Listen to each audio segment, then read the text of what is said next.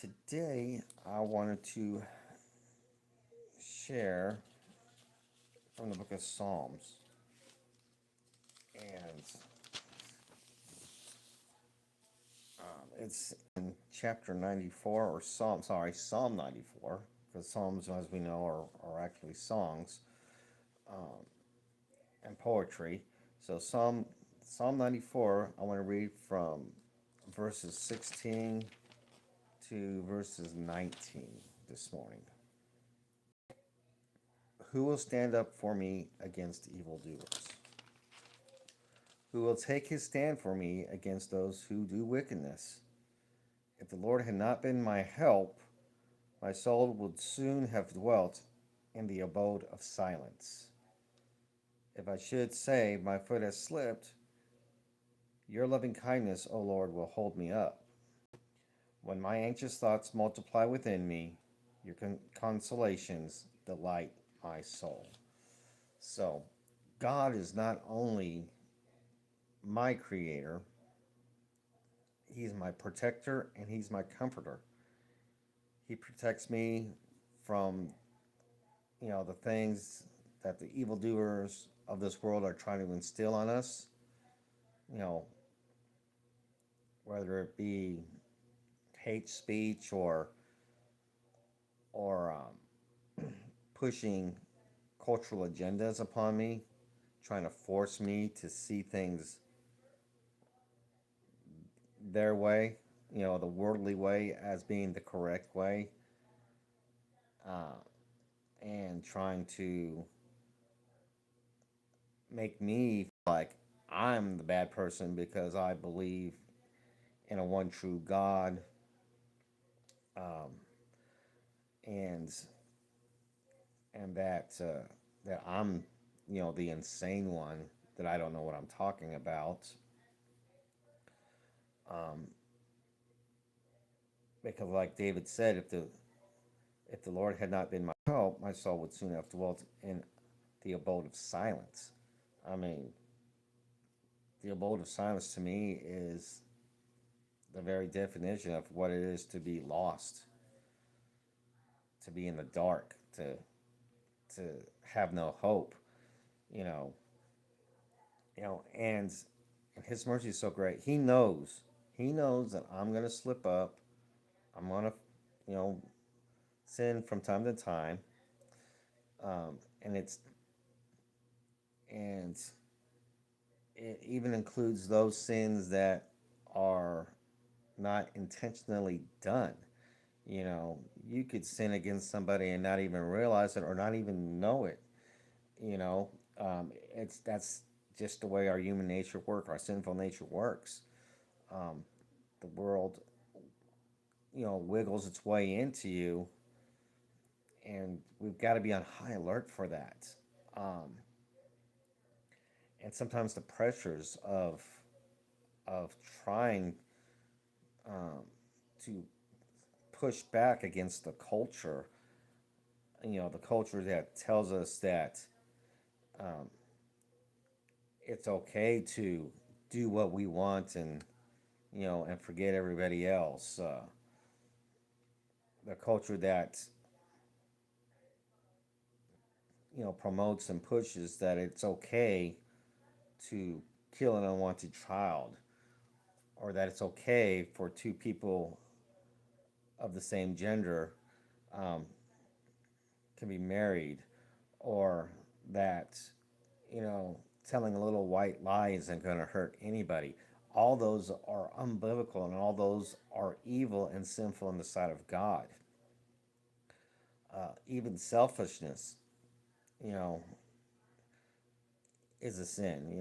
Because selfishness tend to leads to jealousy and covetousness, where you know that's where you get the aspect of keeping up with the Joneses, so to speak. Um, but I thank God that He's my protector and my comforter.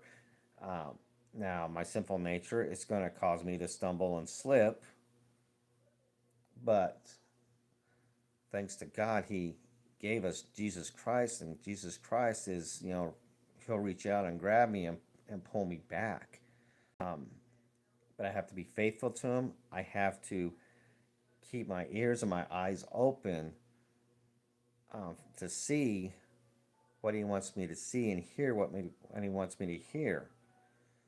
And when I am in times of despair or in times of trouble or just don't know what to do, if I would just pause, calm myself, get into the Word or get into prayer and listen for His still small voice,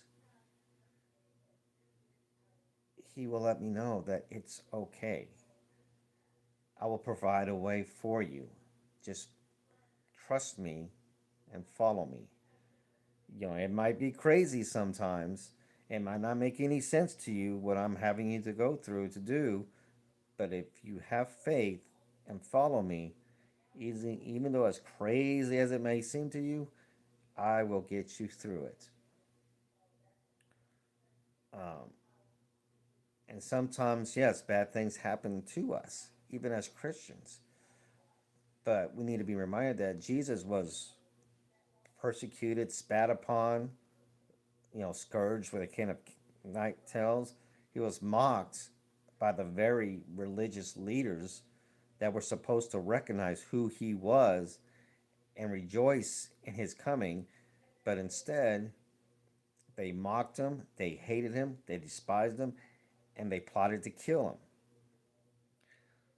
And even though their evil ways seemed like were victorious, because Satan at the time was dancing for joy when Christ was nailed up on that cross, but he only later realized that it wasn't his victory but his defeat that he was, having a party over, so to speak. Because, after Christ was buried in that tomb, he went to Sheol and he went to the very depths of the earth and he took those keys, he ripped those keys to the gates of hell out of Satan's hand, you know, and then he rose from that grave and walked right on out. So, um, I guess you could say the joke was on him in the end, you know, but that doesn't prevent Satan from trying to wreck people here on earth. Now, there's one important thing to remember: Satan can only be at one place at one time. He's not omnipotent and he's not omnipresent like God, because he is a creation of God. He was the angel Lucifer, the smartest, brightest angel ever created. But his pride got the best of him, and he thought that he could rule creation better than God. And he learned the hard way that that wasn't the case, and God cast him out of heaven. And he sent with him all those that Lucifer was able to convince that he was the one to lead creation. It didn't go well for all those. They all went down with Lucifer. But anyways, I'm kind of getting off the rabbit trail here. Um, but yeah, so I take solace in knowing that no matter what happens to me or what I go through, if I cry out to God, rely on Jesus Christ and the Holy Spirit to guide me through whatever it is I'm going through, I'll get through just fine. Maybe a little bit battered, maybe it'll be a little bit scarred, but if I pay attention and do it through faith, not only will I get through it, but more than likely, 99.9% of the time, God's going to show me something and I'm going to learn from it so I don't do it again, or so that I can do it better, or so that I can relate to somebody who's going through the same thing and let them know what God did for me to get me out of that situation. So that's that's what I wanted to share with you today. I love you guys. You have a blessed day, and we'll see you tomorrow.